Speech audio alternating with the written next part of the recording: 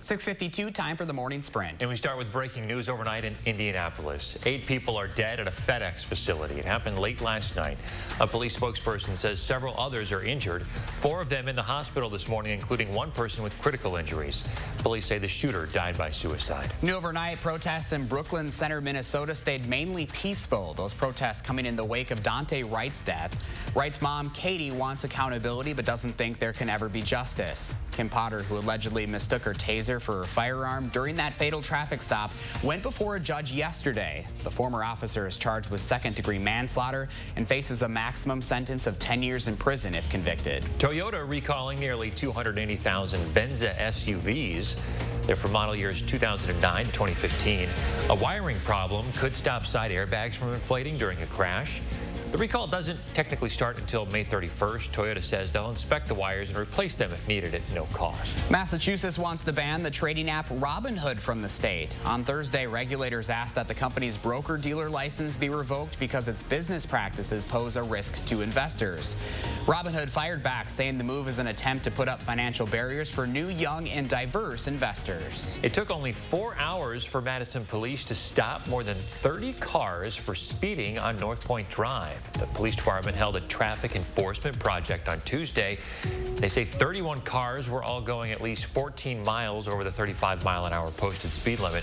One person was going 82 miles an hour. That area has seen several deadly crashes related to speed over the last 5 years. And just into our newsroom this morning, 45-year-old Medford man dead after a motorcycle crash in Columbia County.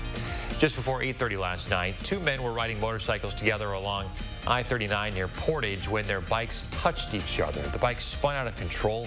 The other rider was treated for minor injuries and is expected to be okay. More universities say they're requiring students to get a vaccine if they want to go back to campus in the fall. At least 25 U.S. colleges and universities will require students to get COVID-19 vaccines before they return for fall semester. Some of those schools are also mandating vaccines for campus faculty and staff. Dartmouth College, Cornell, Brown, and Wesleyan universities are among the schools requiring student vaccinations for the fall semester. UW-Madison so far is not requiring a vaccine, but strongly encourages students to get one. Retail sales skyrocketed last month, thanks to, among other things, federal stimulus checks and COVID-19 vaccines. The Commerce Department says sales jumped almost 10% last month compared to February. Yeah, economists say those $1,400 checks sure did help drive the numbers. An improving jobs market, more people getting vaccinated, and loosened restrictions on stores and malls also likely helped. More than half of Dane County residents have at least one COVID vaccine dose. About a third of the county's population have completed the series. Vaccine distribution in the county is really picking up. An average of 7,300 first and second doses were given each day during the last 2 weeks. Wisconsin's new Senate Majority Leader says he won't support legalization of marijuana in the state. Leader Devin LeMahieu says he doesn't support it for either medicinal or recreational purposes. He believes legalization should come from the federal government.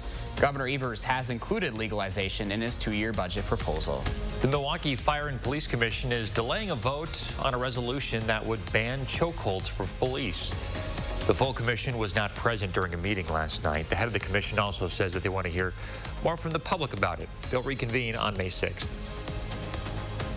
Temperatures are back at 32 degrees after being at 33 briefly. Our wind chill also at the freezing point. We're at 36 referring to Janesville, but 29 at the Dells. Black River Falls is the cold spot. They are at 22 degrees this morning. Doppler track all clear for us here throughout the Badger State. Look for a Doppler track to remain clear really throughout the weekend. And with more sunshine out there today, isn't it beautiful? We're going to warm things up into the mid-50s this afternoon. 50s stick around as we move into Sunday. We're going to be cooler, though, on Monday and especially cooler by Tuesday.